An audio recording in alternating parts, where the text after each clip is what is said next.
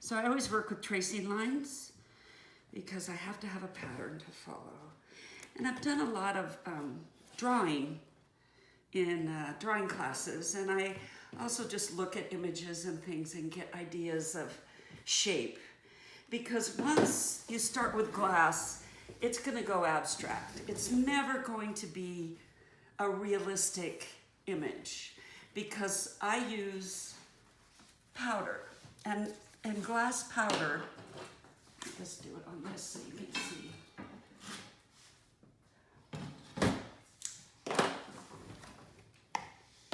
So once I create my drawing lines with this vitrograph, I come in with glass powder. And powder is very, you can see it, it's very fine. And it, you know, you put it on, and then I try, sometimes not successfully, but I try to, you know, shape the powder the way I want it to read, or inside or outside the vitrograph. This piece that I'm gonna work on, trace and work on, is gonna be very abstract. This piece will read better because of the vitrograph. So that's how the powder works. It's very, it's not easy to control.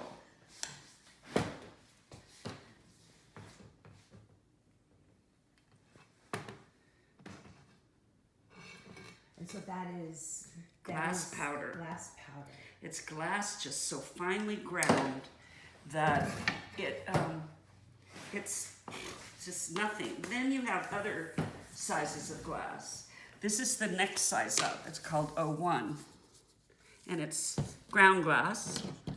Then you have, let's see if I have 02. Yes, I do. 02. Is that 02? No, that's probably 01. Yeah, this is 02. This is the next size up. Wow. It's a little chunkier. And then the third size is 03, which is what I use to make this out of that kiln that's heated up to 1700 degrees, and it drops out a hole, and I use these big heavy gloves, and I shape my drawing lines. I just shape the glass as it comes out when it's hot. So that's, oh, here's 03.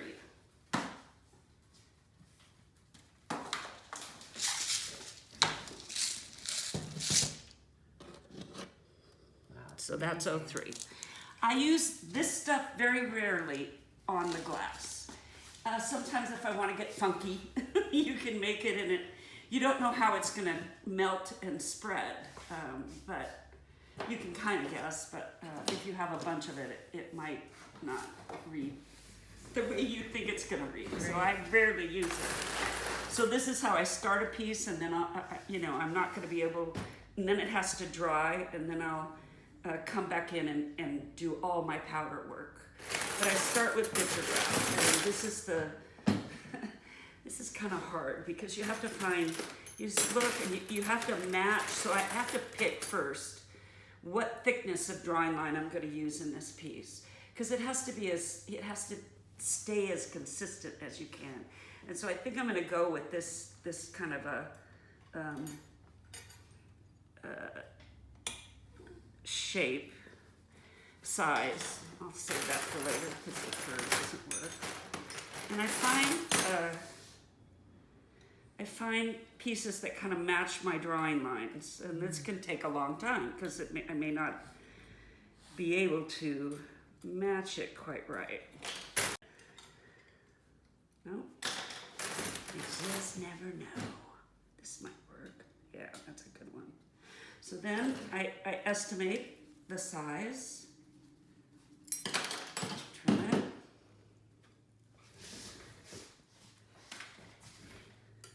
It's amazing. It's almost like it's a piece of wire. It's almost like a what? A piece of wire. Yeah. The way that you can cut Except that a wire you can bend. This is Right. now solid glass. So Right. I have to find the right piece like that. This is called Glastic Gel, and it's glass glue. And you just set it on there. And you hope, and see how it rises and falls. When you do vitrograph, it's always going to be crooked. So I have to make sure that it's in alignment so that when it flattens down, it'll read, and her shoulder won't be like she has huge shoulder pads, but Right. rather the shape of a body. And so that's how it rolls. And then I just keep going, and it's kind of a meditative process.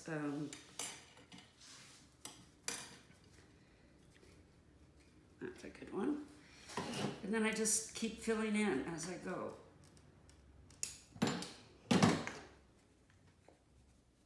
Always try to remember to wipe the glass because it's been sitting in this bin and dirty.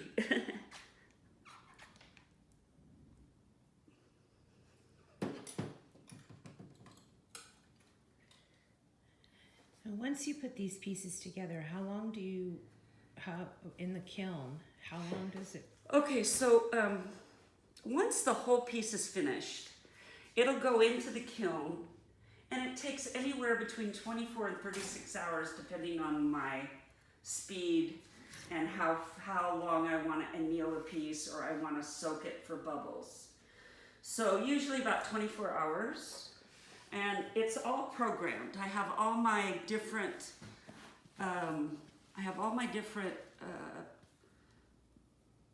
programs: tack fuse, full fuse, bubble soak. All these are programmed into this in different program numbers, and I can just punch in the numbers, see the schedule, and then press go, turn on the fans, and leave for a while because it can get pretty hot in here.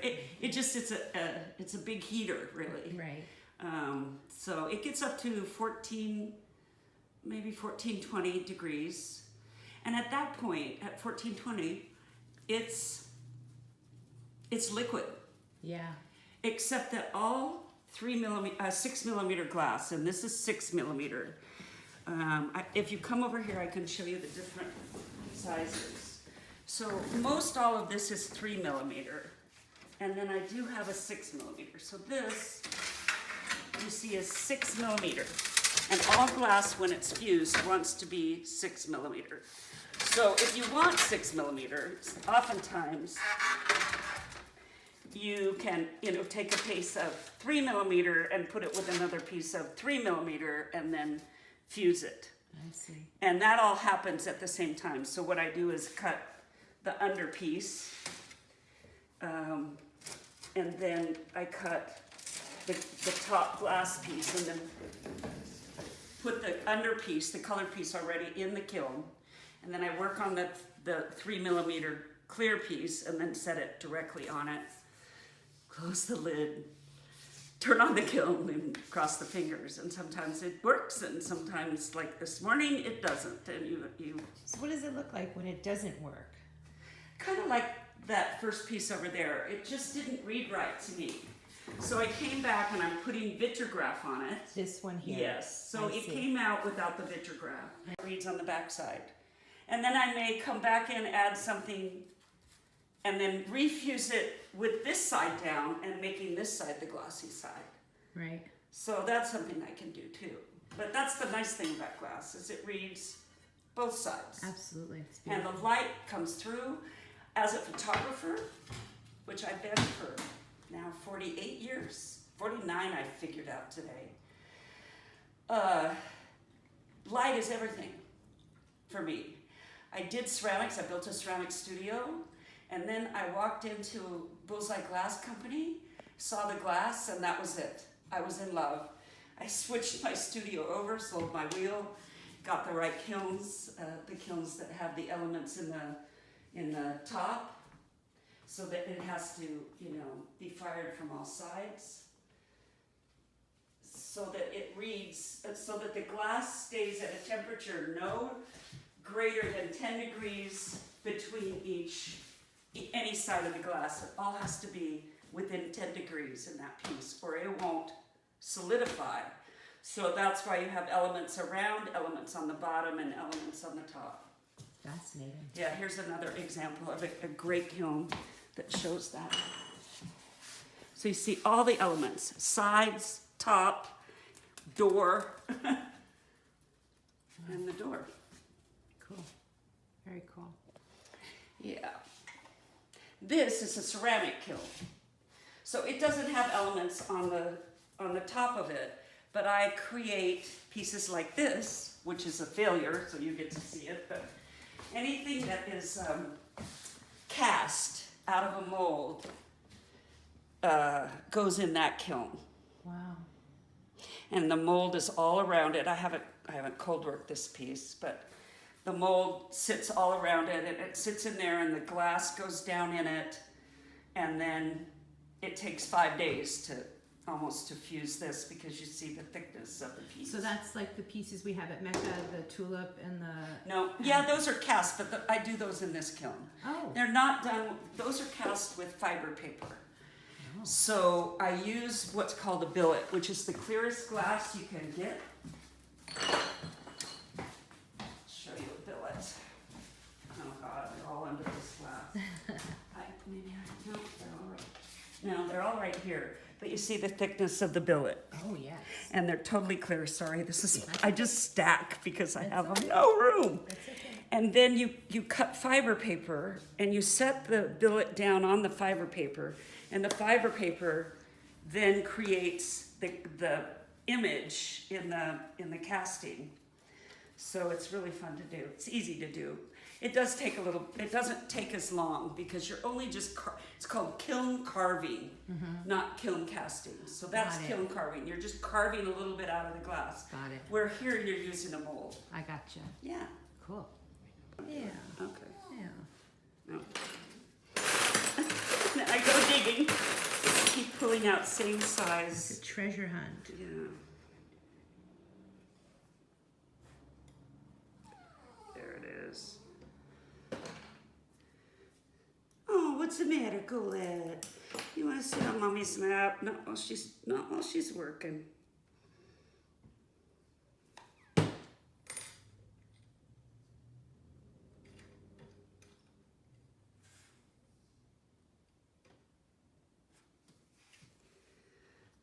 No, don't like it.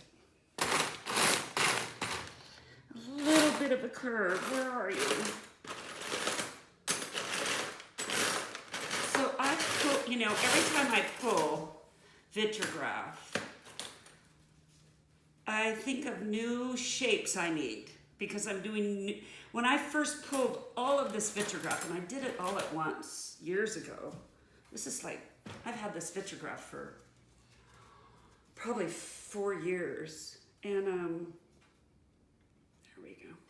And I was only thinking of human shapes, because that's all I was doing was nudes. Well, now I'm doing all kinds of things, landscapes and other and koi, and anything that palm trees are a big one for me. And so I think about that shape now. So I'm going to be pulling. I'm almost out of white. So I'm going to be pulling white. As soon as the show goes up, I'm going to need to pull some white. So I have a friend coming out that's a glass artist, because it takes 2 people. I pull, and then I need to hand it to somebody with gloves, because it's hot, and she gently, sets it down on tin, and then after it's cooled, I can work with it. So I really want this little squiggly thing here. Not squiggly enough. Show me squiggly.